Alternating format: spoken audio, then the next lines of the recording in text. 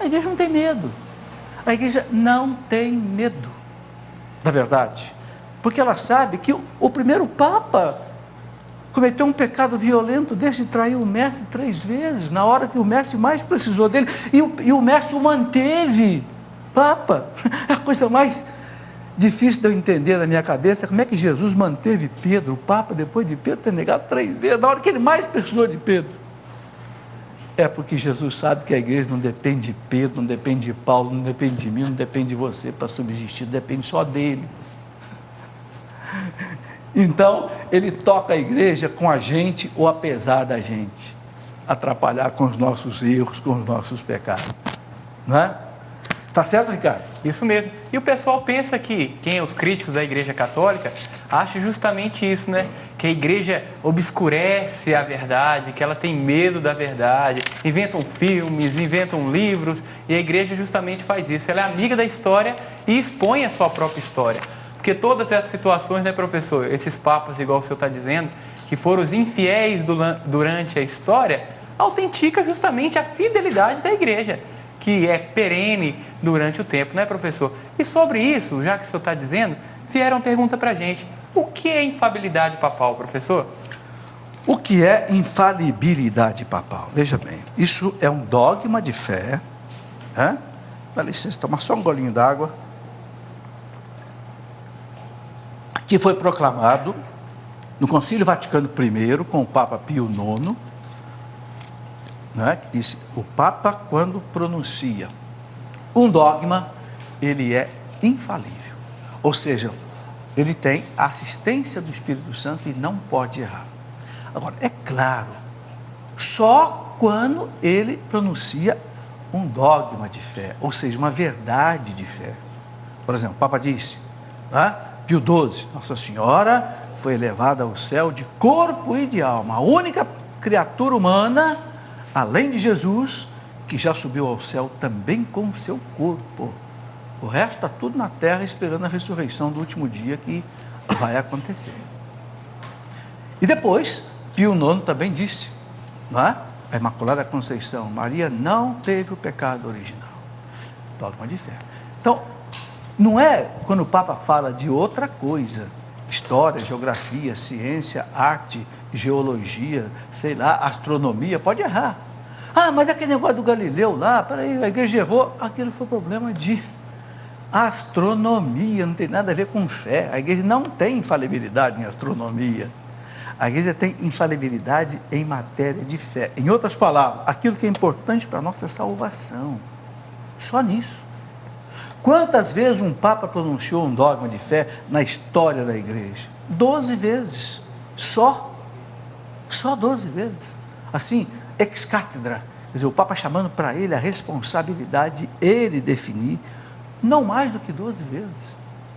Entende? Então, precisa entender bem. Agora, São Tomás de Aquino dizia, por exemplo, quando um Papa diz assim, fulano é santo, está canonizado, São Tomás de Aquino dizia, o Papa não pode errar. Por quê? Porque aí a nossa salvação, inclusive, depende disso. Porque se o Papa diz assim, olha, Dom Bosco é santo, e a liturgia vai cultuar Dom Bosco, eu vou pedir a intercessão de Dom Bosco, e se Dom Bosco não estiver no céu? Então aí nós estamos pegando um caminho errado. Então o São Tomás de Aquino dizia assim, o Espírito Santo não deixa o Papa errar, porque aí é algo muito sério. Se o Papa disser que está no céu, está no céu, você pode pedir a intercessão dele, que ele está diante de Deus no céu, diante da visão beatífica de Deus, ok? Bom, papas, irmãos, nós já falamos, papas que reinaram várias vezes. Bonifácio VII reinou, foi antipapa, depois foi eleito a primeira vez em 1974 e novamente eleito em 1978. Teve papa que foi antipapa, depois foi papa legítimo, quer dizer, o colégio cardinalício muitas vezes ratificou. Bento IX foi reeleito depois de ter sido deposto, mais tarde foi novamente deposto e novamente reeleito. Então, essas coisas aí que aconteceram. Fatos importantes na vida dos papas, né? Hoje não vai dar tempo de passar tudo, eu vou continuar isso na semana que vem. Mas tem coisa muito interessante. Por exemplo, o primeiro Papa a usar como residência papal o Palácio do Latrão. Latrão é um bairro de Roma, onde no ano 311, o imperador Constantino, depois que se converteu, construiu a Basílica de São João do Latrão e doou o palácio que ele tinha no Latrão para o Papa. Porque o Constantino se julgava assim um bispo de fora da igreja, responsável pela igreja, né? Então, o primeiro Papa que residiu no Palácio do Latrão, doado pelo Constantino, foi o Papa Melquíades, né? Que foi Papa contemporâneo do Constantino. Uma coisa que é preciso entender é que os imperadores, antes do cristianismo, eles eram considerados como que Deus. Por isso que os cristãos tinham que queimar incenso a César. Os imperadores tinham templos. Você vai em Éfeso hoje, por exemplo, ainda hoje tem um templo do imperador Adriano. Ele era venerado como um Deus. E o imperador, ele era o responsável pela religião do povo. Por isso que ele se chamava Sumo Pontífice. Esse nome Sumo Pontífice era dado ao imperador. Depois, na cristianização do império, passou para o Papa esse título. Por quê? Porque o representante de Deus na terra não é o imperador, é o Papa. Então o título veio Sumo Pontífice para o Papa. Mas o imperador se julgava assim o responsável pela igreja. E o Constantino tinha essa mentalidade. A gente tem que entender isso como veio do paganismo. Então ele se julgava o responsável pela igreja. Por isso que ele doou o palácio para o Papa, construiu lá a primeira igreja. Por isso que a igreja que é a cátedra do Papa, a Basílica de São João do Latrão, né? Então esse foi o primeiro Papa. Primeiro e único Papa a suceder o pai como Papa, Inocêncio, né? Do ano 401. Seu pai foi Anastácio. Ambos foram reconhecidos como santos. Um pai e um filho, papas, e os dois santos. Que coisa bonita. Aconteceu na história da igreja. Hormisdas foi um papa também, teve um filho papa, mas não seu sucessor imediato. O Papa Silvério, ambos foram declarados santos. Silvério foi sucessor de Hormisdas, mas não foi assim em seguida. Houve um interregno entre os dois. Primeiro de dois papas a ser chamado Magno, Leão Magno, 440, 400. Por que esse homem foi chamado de Magno? Né? Porque esse homem, ele enfrentou os bárbaros. Vocês sabem que Roma caiu no ano 476. O último rei, né? Rômulo Augusto, foi derrubado pelos bárbaros ostrogodos, né? E caiu o Império Romano do Ocidente. Roma ficou sem governo. Quem é que passou, quem é que encabeçou Roma a partir daí? O Papa. O Papa foi enfrentar Átila, rei dos hunos, que veio para destruir Roma. Depois ele foi enfrentar Genserico, rei dos vândalos, que veio para destruir Roma. E o Papa que negociou, o Papa que conseguiu fazer com que esses vândalos voltassem, não destruíssem Roma. Então foi um homem que sustentou a civilização. Por isso que ele foi chamado de Magno, né? Outro foi Gregório I, Gregório Magno. Ambos são santos e doutores da igreja. Gregório Magno foi um pouco depois, já foi lá por volta do ano 600. Por que Gregório se tornou também, recebeu esse título de Magno? Só esses dois. Eu tenho uma viva esperança de que um Papa um dia dê o título de Magno a João Paulo II. Porque eu acho que esse homem merece também. Seria o terceiro. Mas é só uma aspiração minha, um capricho meu, né? Mas Gregório, chamado de Magno, porque Gregório, o que ele fez? Leão enfrentou os bárbaros.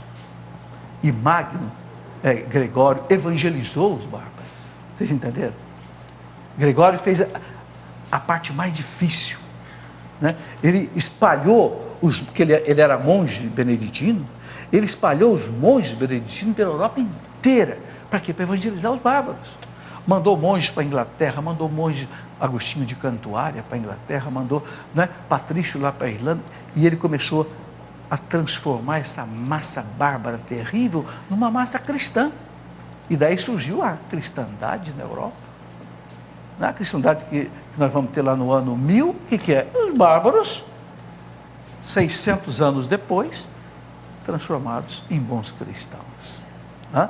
Mas Gregório Magno foi quem começou todo esse trabalho. Professor, as perguntas que nós temos para fazer. Gostaria de aprender, gosto de aprender com comentário, gosto de aprender com o programa Escola da Fé. Quero fazer perguntas. O que é sucessão apostólica? Aí abre aspas. A igreja maronita tem sucessão apostólica? Então, sucessão apostólica é algo muito simples de entender. Jesus escolheu os 12 apóstolos. Os 12 apóstolos sagraram bispos. Por exemplo, São Paulo, que era apóstolo, um apóstolo, digamos assim, au concurso, né? Um apóstolo extraordinário, mas apóstolo. São Paulo nomeou, ordenou, sagrou São Tito, bispo, colocou lá na ilha, né, de Creta. Sagrou Timóteo, colocou na cidade de Éfeso. São Pedro sagrou São Policarpo não, São Inácio de Antioquia, lá em Antioquia. E esses bispos foram sagrando outros bispos e outros. Enfim, então nós temos uma cadeia, uma sucessão. Então, o bispo, qualquer bispo da Igreja Católica hoje, o bispo da sua diocese, se você for vendo quem é que o ordenou bispo, depois quem que ordenou, e você for subindo, você vai chegar num apóstolo, num dos 12 apóstolos. É isso a sucessão apostólica. O bispo, ele é sucessor dos apóstolos. O Papa é sucessor de Pedro. Também apóstolo, mas aí de Pedro. Ok? Nenhum bispo é válido para a Igreja Católica se ele não tiver essa sucessão que vem desde os apóstolos, até ele.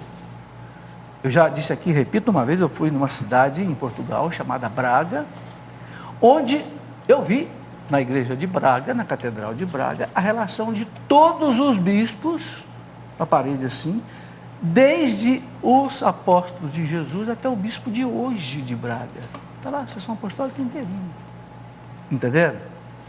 Então, os ortodoxos têm a sucessão apostólica, os maronitas católicos têm sucessão apostólica, porque também tem maronitas, parece que ortodoxos. Os ortodoxos também têm.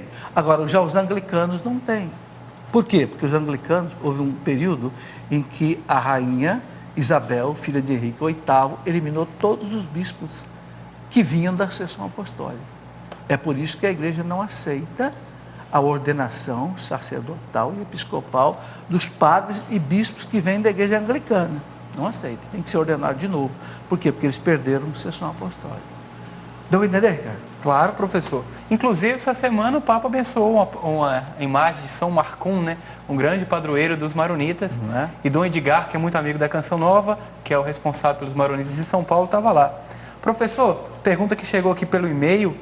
Quando a igreja começou a realmente ser obediente à pessoa do Papa? A igreja sempre foi obediente. Sempre foi obediente. Agora, sempre tem uns engraçadinhos, né, Ricardo? No meio do caminho, né? Sempre tem uns hereges. Em todos os tempos teve os hereges. Porque Jesus disse claro, ele chega, semeia o bom trigo, o inimigo vem e semeia o joio.